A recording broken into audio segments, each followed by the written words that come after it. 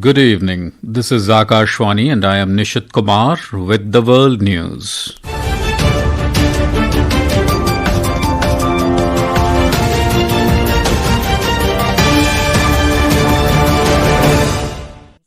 The headlines. New Delhi says Islamabad must be held accountable for its horrific human rights violations in Pakistan-occupied Jammu and Kashmir. Army Chief General Upendra Dwivedi issues stern warning to Pakistan over any new hostility, warns Islamabad faces existential choice if it strikes again.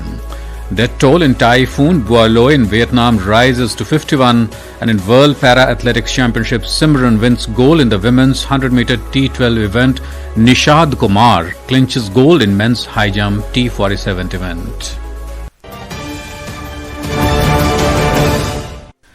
India today said that Pakistan must be held accountable for its horrific human rights violations in Pakistan-occupied Jammu and Kashmir. Responding to a query during a media briefing in New Delhi, External Affairs Ministry spokesperson Randhir Jaiswal highlighted the reports of protests in several areas of Pakistan-occupied Jammu and Kashmir, including brutalities by Pakistani forces on innocent civilians. He said that New Delhi believes this is a natural consequence of Pakistan's oppressive approach and its systemic plundering of resources from these territories which remain under its forcible and illegal occupation. We believe that it is a natural consequence of Pakistan's oppressive approach and systemic plundering of resources from these territories which remain under its forcible and illegal occupation. Pakistan must be held accountable for its horrific human rights violations. Mr. Jaiswal also categorically rejected claims made by Bangladesh Home Advisor Jahangir Alam Chaudhry that the recent unrest was fueled by external influences, including India. Army Chief General Upendra Dwivedi warned Pakistan that if it attempts any new hostility, it will have to choose between remaining in geography or becoming history. General Dwivedi made these remarks today while addressing troops at an army post in the border village of 22 MD near Sri Ganganagar, Rajasthan. This time, India is fully prepared and will not show restraint. What we restrained in Sindoor 1.0, we will not restrain now. We will take action and we will carry out measures so significant that Pakistan may have to decide whether it deserves to remain on the map of history and geography. If it wants to keep its place, it must stop the state sponsors of terrorism. His army chief added that the primary success of Operation Sindoor was the destruction of 9 locations used by terrorist groups in Pakistan. The army chief emphasized that Prime Minister Narendra Modi personally named the Operation Sindoor, highlighting its significance. General Dwivedi concluded with a stern warning to Pakistan. During the event, Army Chief General Upendra Dwivedi also honored 3 officers and several Jawans for their outstanding work during Operation Sindoor.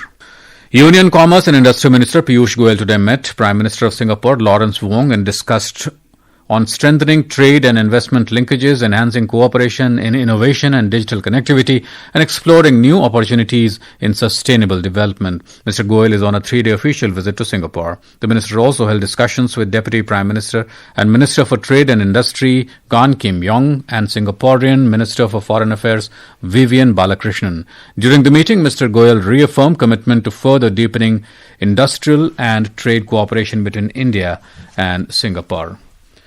National Security Advisor Ajit Doval and Special Advisor to the President of Brazil, Celso Luis Nunes Amorim, today reviewed ongoing progress in the strategic partnership between India and Brazil, including in diverse areas such as defense and security, energy, rare earths, and critical minerals.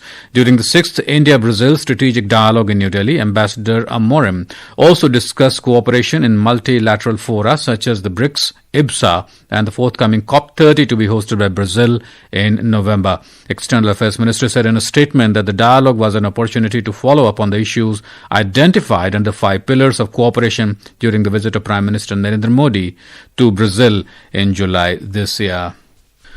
Railway Minister Ashwini Vaishnav and Japan's Minister of Land, Infrastructure, Transport and Tourism Hiromasa Nakano visited the Surat high-speed rail construction site today. The two ministers reviewed significant aspects of the Mumbai-Ahmedabad high-speed rail project during their visit, including the advanced track slab laying car and the track slab adjustment facility, both critical components of the high-speed infrastructure. Expressing satisfaction with the progress, both leaders lauded the high-quality standards maintained at the site and praised the rapid pace of construction. This is Akashwani. You are listening to the World News. We'll bring you top international news and updates from around the globe. A video showing Israeli police playing the Indian national anthem on Haifa Day recently has gone viral on social media, displaying the unique bonhomie between the strategic partners. The Israeli police played the national anthem during an event to mark the 107th anniversary of the Battle of Haifa. The ceremony was held in the presence of India's ambassador to Israel, J.P. Singh.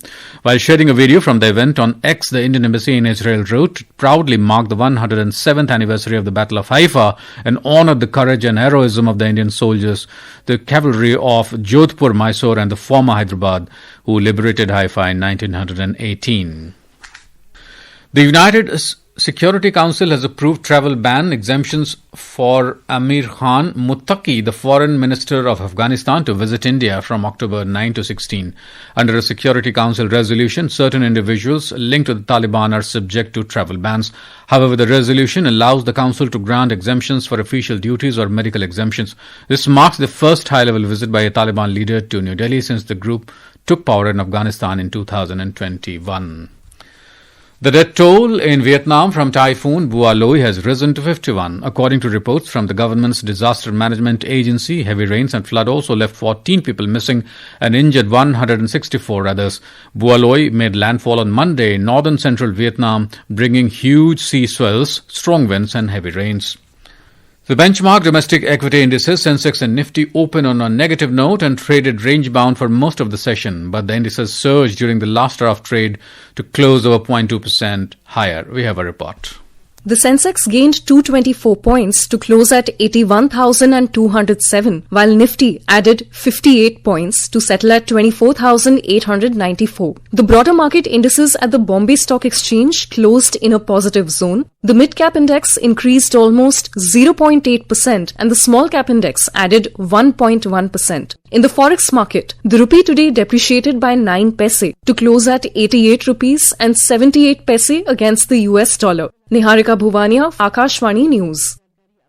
Indian para-athlete Nishad Kumar claimed his maiden gold medal at the World Para-Athletics Championships in the men's high jump T47 category in New Delhi today.